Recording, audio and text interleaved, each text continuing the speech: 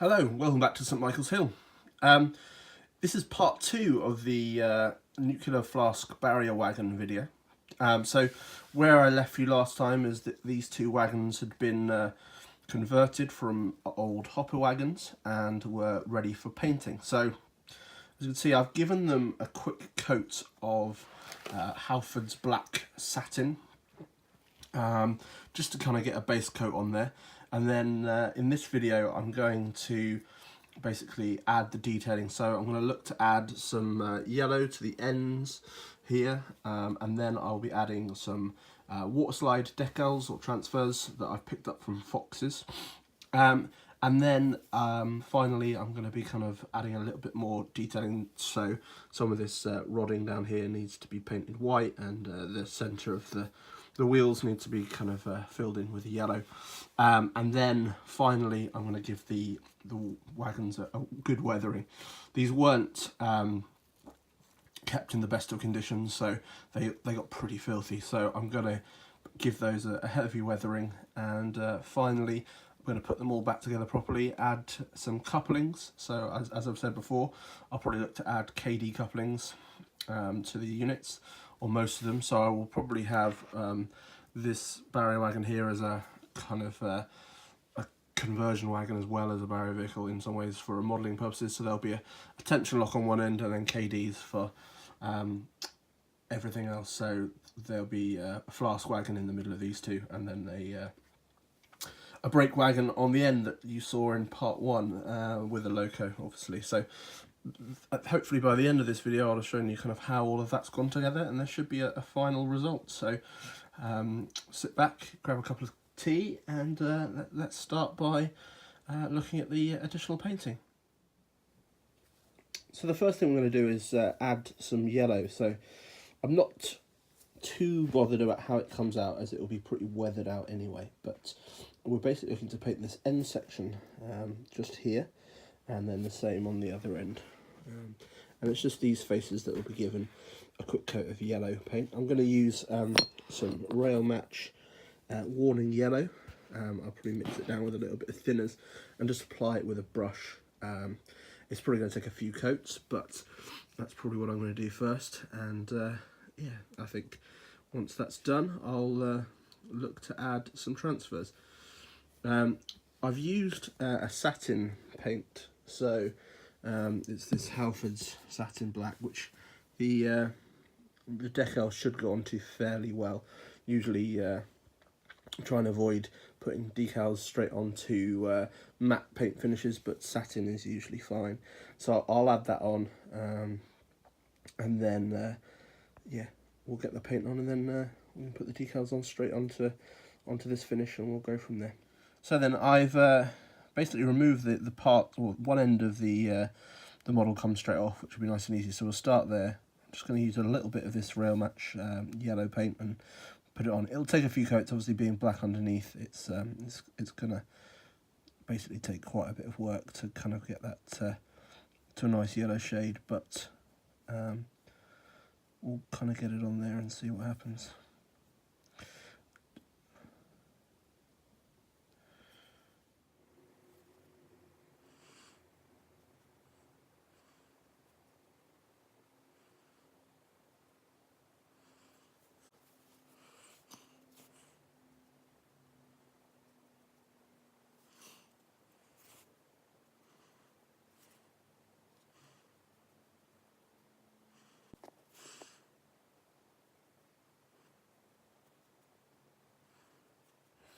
So like I said, it's going to take a good few coats, so I'll get back to you once it's done. I think, obviously, it probably would have been a better idea to not paint these sections black to start with. Maybe have done the yellow first, or prime them up and done a yellow on them. However, I'm not too worried, because this colour, I'm not going to have these in a great state of repair, and having a look at the prototypes, the yellow wasn't always kind of the clearest, so I'll put a good few coats on, and then the weathering will cover up most of it anyway. But I just wanted to get a little bit of a shade of colour in. But as you can see, it's not going on too badly, and once it's dry, it'll look quite nice, I'm sure. So I'll get back to you once I've done these coats, and I'll show you the results. So I've now finished the yellow ends. I have basically used a lot well, quite a few layers of enamel paint. Basically just taking time between each one, letting it fully dry, and then applying another layer on top.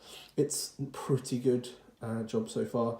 There is a few imperfections, but that's not a bad thing. I think with railway modelling, a lot of these things weren't perfect in the first place, but also by the time these have been weathered, it will not be noticeable at all. So I have done all that. Everything at the moment has got a satin paint on it, so it's quite shiny.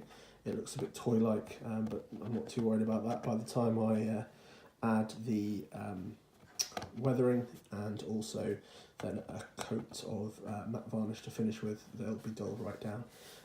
They were generally very kind of filthy wagons, so they'll be given a heavy weathering throughout. The only other thing I did as per the prototype is add the yellow axle. I'd be very interested to know actually why certain wagons had yellow axle hubs and others had red. If anyone knows, please put it in the comments below. I'd be very interested to find out. So what I need to do now is add the decals onto the ends here, and then I will be adding the couplings back on. So I've picked up a bunch of KD couplings, so I'll be adding the KDs, and then once the decals are on, I'll be giving it a weathering and then a final varnish, and that will have these wagons complete. I'm generally pretty happy so far with how they've kind of come together. I think they're going to look fairly decent, and yeah, we'll add quite a lot to a rake, and be quite pleased the fact that they're not available kind of ready to run. So it's quite nice having a bit of custom modelling to make some of what I'm doing stand out a little bit from the crowd, which I think is what modelling really should be about, is, you know, actually taking something and modelling it if you can't find what you're looking for and are ready to run. So I'm quite pleased with how they've come out so far, and I'll get the decals on now and I'll show you how. So as you can see in this photograph of when a barrier wagon looks like it had just come out of the paint shop, there was a rail freight coal sector logo on one end, and here is an RNA identification mark, I guess, with a 6-digit code for each wagon. So that was on one side. On the other side of the wagon, there is the kind of pipework and things like that that kind of obscure one end of the, so this pipework here comes around here and obscures that side. So on the other side, there was generally just a coal logo as well. So I'm going to show you the Fox transfers I picked up. So we'll probably need for each wagon a couple of the logos here, and then one RNA wagon logo. So as you can see, we've got picked these up from Fox Transfers. So this is pack F4128, 4mm. These are just about big enough. Sorry, just about small enough. And then down here is their pack of RNA wagon numbers. So I will probably use the one you can see here, which is the same as you can see. I'm not sure how obvious it is, but it's the same kind of pattern there. And then down the bottom here there is running numbers, so I will use those, and that's pack 4191 from Fox Transfers. So basically I just need to carefully cut these out, and then I will use, as the instructions say, some warm but not boiling water with a drop of washing up liquid in there, just to, I guess, smooth them all out onto the surface. So that's what I'm going to do now.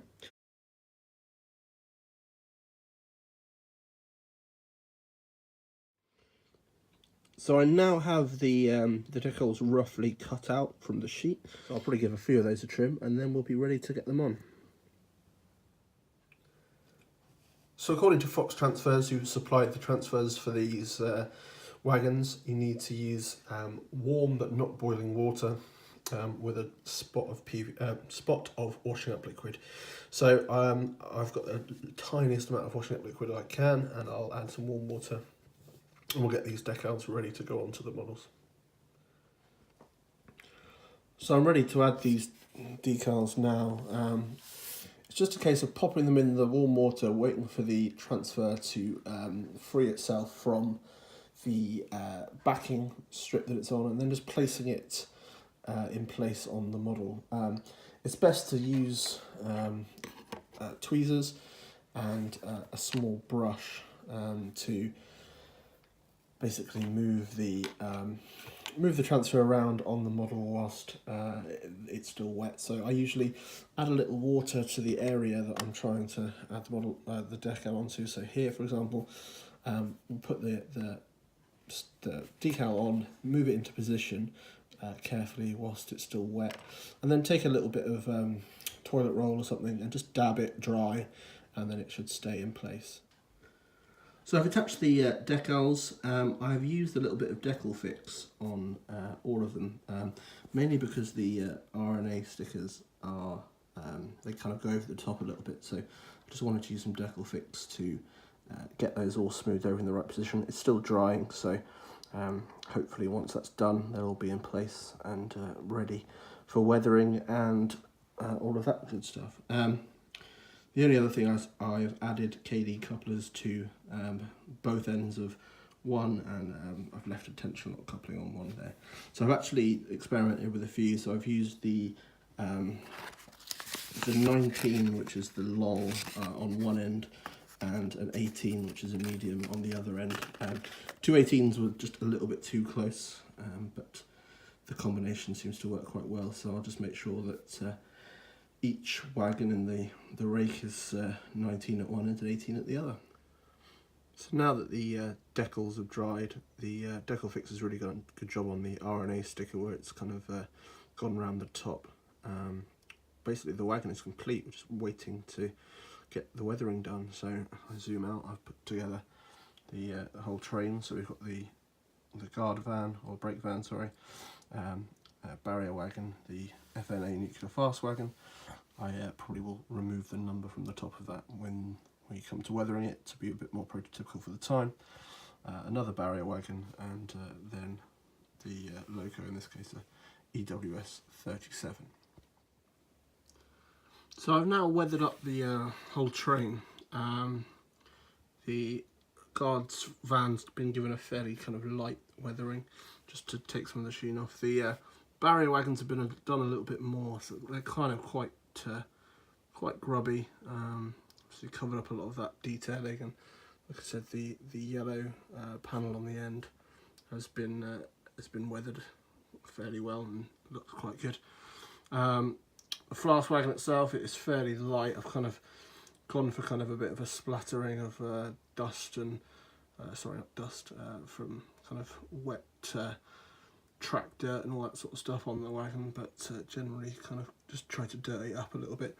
And again, the other barrier wagon has been given a fairly heavy kind of going over, but generally it looks a lot better than it did before. That kind of gloss finish is gone. Now the matte varnish has been applied, so generally that's kind of a complete project, and I'm very happy with how the train's looking. It's kind of it's great to do a little bit of modelling and to you know, create something from something else. So like I said, very annoying that I can't have any running shots, as the obviously the layout still doesn't have a fiddle yard, so can't actually take it through the tunnel at the moment, which is a shame. But hopefully at some point soon I'll either be able to run it here or run it on someone else's layout. So yeah, in the meantime, thank you very much for joining the project in the last couple of videos. If you've liked what you've seen, feel free to kind of share the video or like or subscribe. And yeah, in the meantime, thanks very much, and I'll see you next Saturday on St Michael's Hill. Cheers, bye bye.